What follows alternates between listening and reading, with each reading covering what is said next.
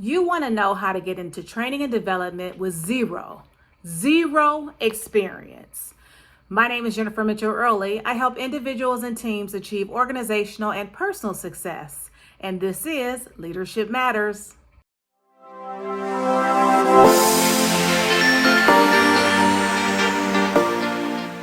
So I'm going to say to you, if you don't have the skill set, you have to get the skill set. And I'm going to say, even though things have changed drastically in the last 20 plus years, I needed to go back and get a degree. I got a master's of education in adult learning and development. You don't necessarily need to go back and get a advanced degree. You know, there's a lot of certificates and other programs that exist today that didn't exist, quite frankly, 20 plus years ago. But you need to do something. And I'm not taking away from anybody's program or anybody's, online courses or any of those things. But I will say this: you're going to have to make an investment in your future that is beyond free coursework or that coursework that has, nominal fees. I would start with those that are reputable already in the industry. Langevin or Langevin, however you pronounce it. Learning services. That's where I got my certificate in instructional design, instructional designer. I'm also a DDI. I've talked about this before, and I'll link the video somewhere in here.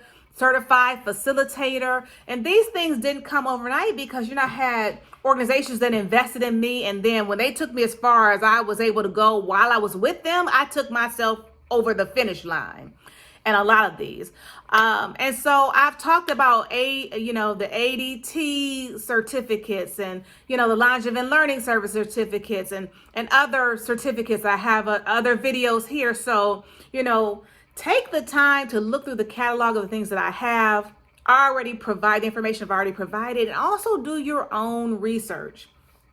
If you want to really go into training and development, sometimes you will have to start at the bottom, right? And work your way up, like with everything else. Like I started even with a degree, even working in banking as a banking center management trainee, or not even a banking center, just a bank management trainee program. That was my second rotation into the training and development department, where you're basically like an intern, right? You pay your dues, is what they used to say back in the day when I entered the workforce.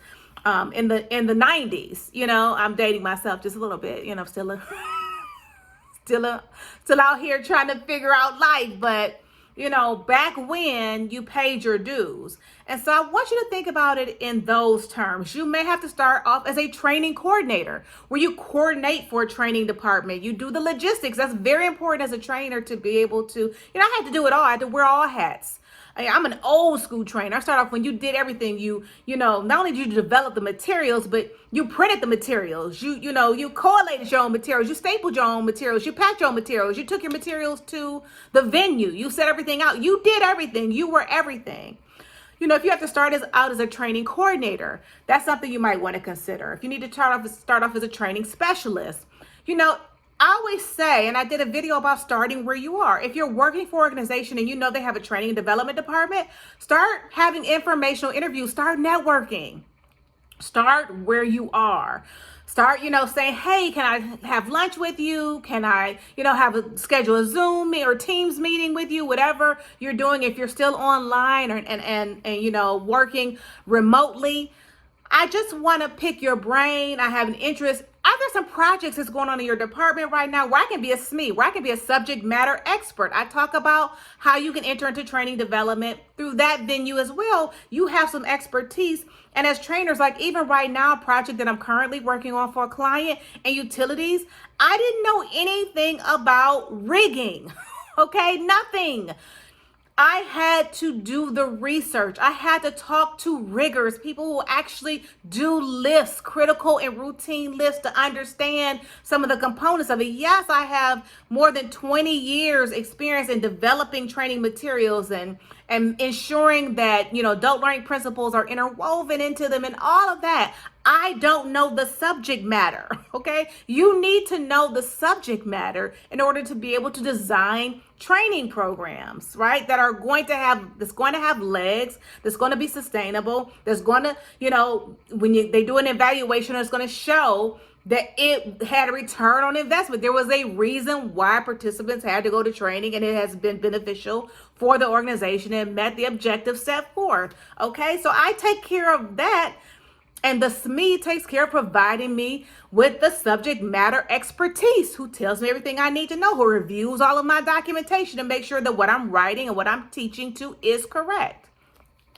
There's a number of ways to go about breaking into training and development. You just have to sometimes think outside the box and be willing to humble yourself and to be willing to invest in yourself. If you're not gonna, that's what training is all about, right? That's why we do what we do, is that we understand the value in education and providing an environment that, is continuously challenging individuals and giving them what they need to evolve and develop and take their careers to the next level, right? That's what we do.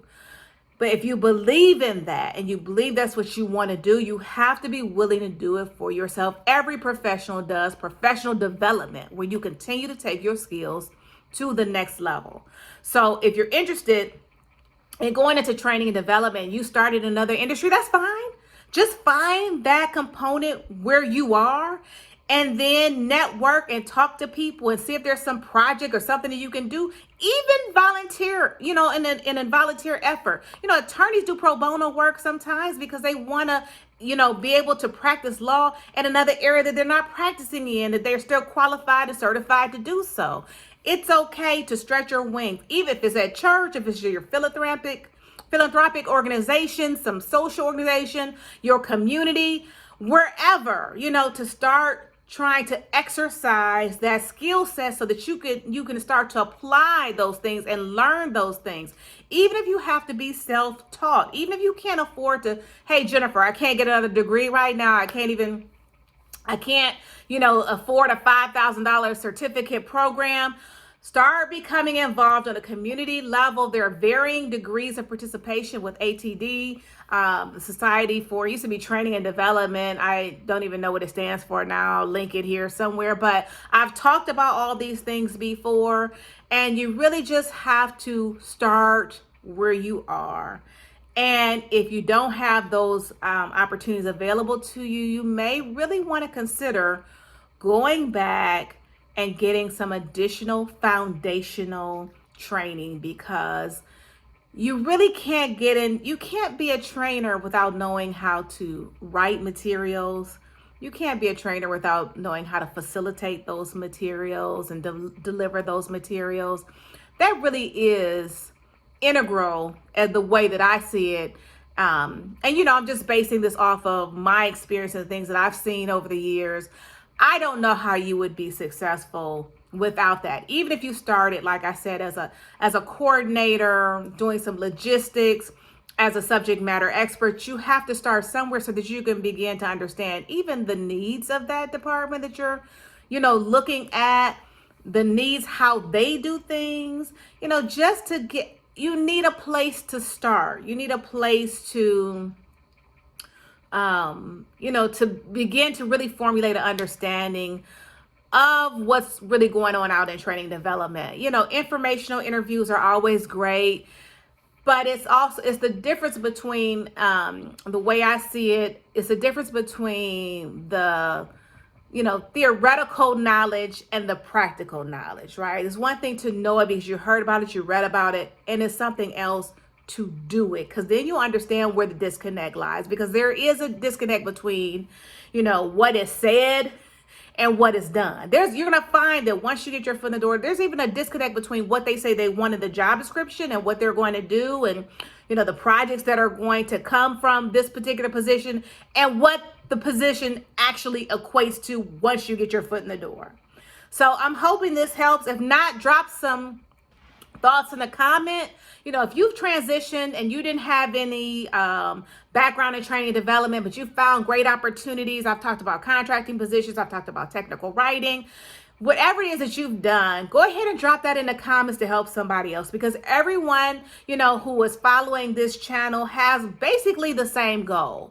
They're trying to get into training and development, or they're trying to, you know, really solidify and find their place within training and development where they can grow and develop and be successful and continue their work in something that they have, you know, passion about. So if you like this video, go ahead and give it a thumbs up, hit that like button so that other people know that this is valuable information, and, you know, the algorithm will do what the algorithm is supposed to do, and other people will be able to find this video more easily. And also, don't forget to hit the subscribe button and the notification bell so that you'll be notified every time I upload new content like this.